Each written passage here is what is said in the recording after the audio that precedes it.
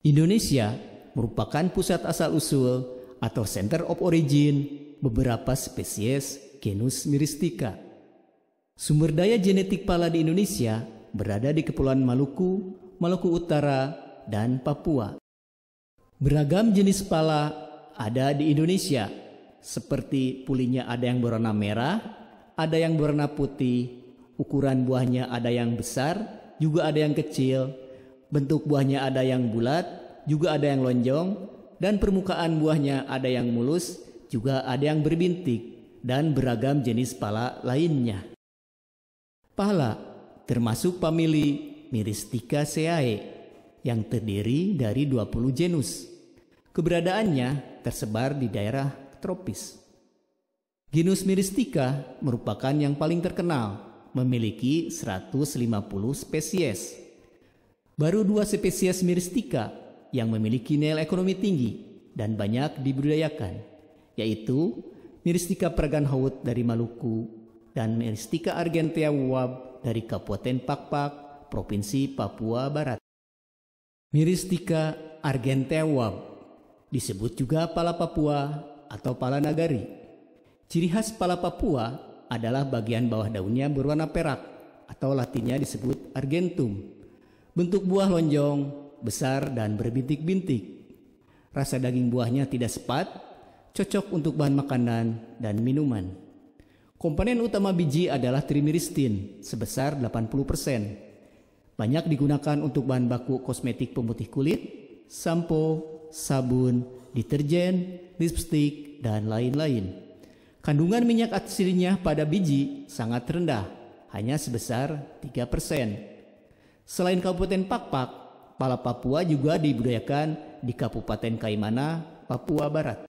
Dan tidak menutup kemungkinan dibudidayakan di daerah lainnya, terutama di daerah yang sudah berkembang industri makanan dan minumannya yang berbahan baku pala, seperti di daerah Bogor, Jawa Barat. Nah, hari ini kita akan melihat koleksi tanaman pala Papua atau Myristica argentea. Ya, ini di sini koleksinya nih. Ternyata ada peteguh. Ini peteguh lagi membokor biar subur. Ini tanamannya, koleksinya. Karena koleksi, jadi kita coba satu dulu. Ini disambung jadi pala Papua atau Myristica argentea. Kita sambung karena di sini tidak ada batang bawahnya dari Papua, bijinya kita sambung dengan yang Myristica fragrans. Mudah-mudahan tidak robah nanti kandungan bahan aktifnya atau yang lainnya. Tapi kalau dilihat dari bentuk daunnya, batangnya, ini tidak robah, tidak berubah. Ya kita nanti evaluasi karena kita penelitian.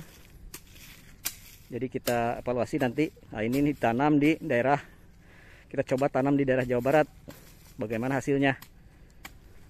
Ini kita tanam dulu setahun yang lalu, kurang lebih nih, baru setahun di lapangan. Dan benihnya dulu yang ditanam dulu di polybag ini. Mungkin sudah berumur 4 tahun ya di polybagnya, kita tanam di sini. Memang agak telat menanamnya. Ciri khas dari pala Papua adalah bawah daunnya berwarna perak, makanya disebut argentea, argen. Argen itu perak, bahasa latinnya perak itu argen.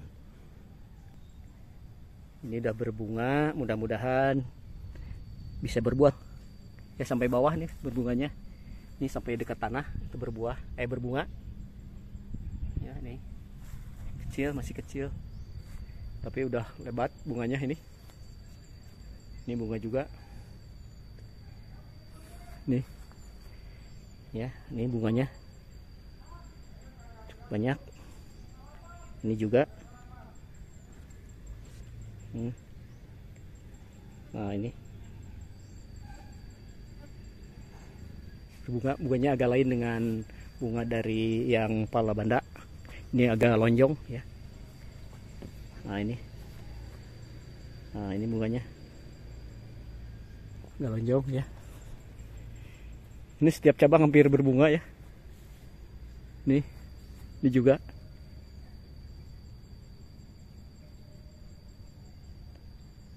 Kelihatan ya, nggak fokus. Nah, ini.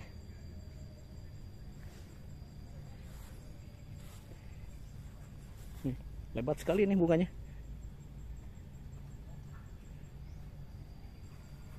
Ini juga nih. Tuh. Lebat sekali bunganya.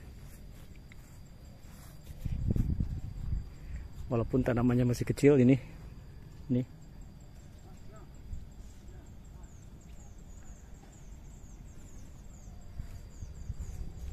Ini yang udah mekar. Mudah-mudahan terserbuki tadi. Nih. Udah mekar, kita lihat.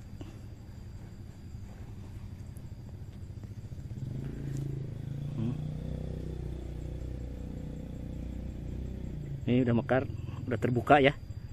Nah, ini tempat masuknya serbuk sari ke situ. Kemungkinan oleh angin dan bisa juga oleh serangga-serangga kecil semacam trip gitu ya. Itu bisa juga terserbuki dari situ. Mudah-mudahan ini jadi. Ini juga nih.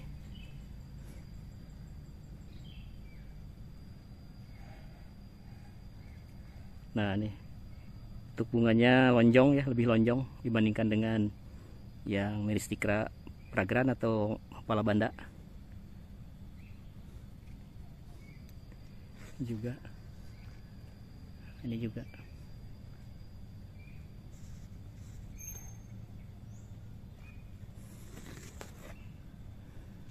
Sekarang kita lihat benihnya yang telah disambung. Kita lihat di koleksi tempat kerjanya Pak Teguh. Nih, sini wah nih keteguhnya sini ada. Nah, ini benih-benihnya yang telah kita sambung. Ini Papua, kita sambung dulu tanggal 19 bulan 3 tahun 2021. Berarti kurang lebih udah 10 bulan. 11 bulan ya. Ini batang atasnya Papua. Kayak yang tadi batang bawahnya Myristicra fragrans atau pala banda. Jadi batang atasnya Myristicra argentea atau pala Papua, batang bawahnya Myristicra fragrans atau pala banda. Nah, ini kita sambung dulu dengan metode epikotil grafting, yaitu menyambung di atas kotyledon atau atas biji, tapi dengan menggunakan tali plastik. Nah, ini tali plastiknya harus dibuka sebenarnya ini. Karena udah hampir 9 bulan, ini udah mau kecekik. Nah, ini terus juga ada cabang-cabang ini nih. Cabang ini ya. Nah, ini sebentar ini batang bawah. Ini batang bawahnya tumbuh nih, belum di ini. Ini beda daunnya kan, beda daunnya. Nah, kalau gitu. Nah, ini daunnya beda dengan ini. Nah, yang di belakang itu yang kecil itu yang pala Papua, yang sini, sedangkan yang ini yang batang bawahnya nih apa namanya, pala banda atau Myristicra fragrans. Jadi ini harus dibuang karena tumbuh dari batang bawah, nanti akan mengganggu pertumbuhan batang atasnya. Nah, tolong dibuang. Nah, dibuang agak bawah sedikit juga dibuang supaya nanti tidak tumbuh lagi. Nah, ini. Nah, terus tadi ada juga nih. Nah, itu juga tuh buang ya. Nah, itu akan mengganggu pertumbuhannya. Nah, ini juga. Nah, nanti diharapkan kalau tidak ada tumbuh dari bawah, ini akan tumbuh subur. Nah, ini udah kecekik ya, harus di ini. Sebenarnya rekomendasi kita 5 bulan 4 bulan ini harus di apa namanya? Harus dibuka ininya. Nah, ini kelemahan dari menggunakan apa namanya?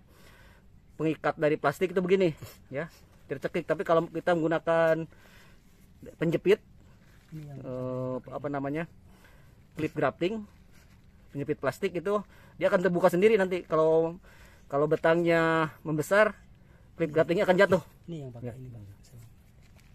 Tadi ini clip graftingnya bisa dipakai lagi, bisa digunakan lagi 3 sampai 4 kali bisa digunakan. Nah,